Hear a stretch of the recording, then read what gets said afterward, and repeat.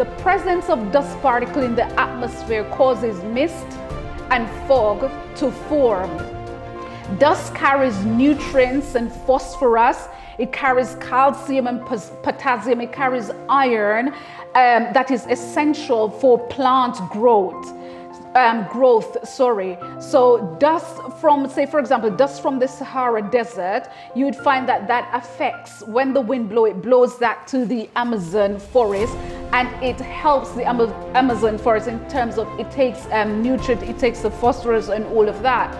Now, another thing about dust is that the particles, once the dust particles fall on the ocean, fall on the sea, then what it does is that it acts as fertilizers for algae and microscopic plants. Now, dust particles also scatters sunlight in every possible direction, and dust particles allows us to see the color of the sunset. It allows us to see the sunrise. It allows us to see like the blue sky.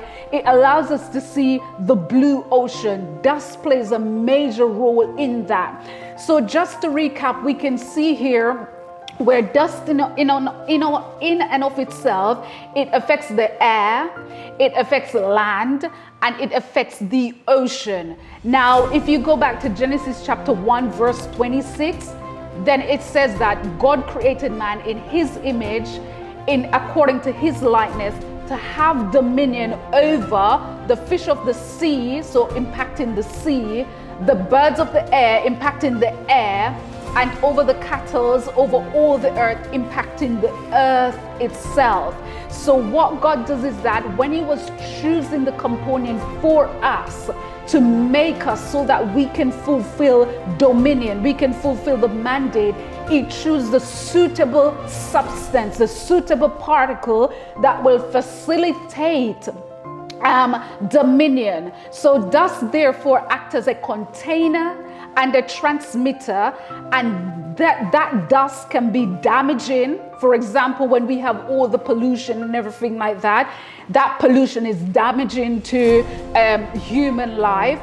And it can be beneficial. If there are no pollution, then whatever dust is carrying, it will be beneficial to plant life, to life on a whole on planet Earth.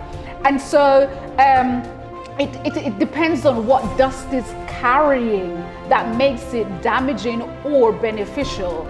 And so coming now and looking at God creating us, it says that he formed us, he fashioned us from the dust of the earth, and that when he fashions us, he was intentional in what he was doing.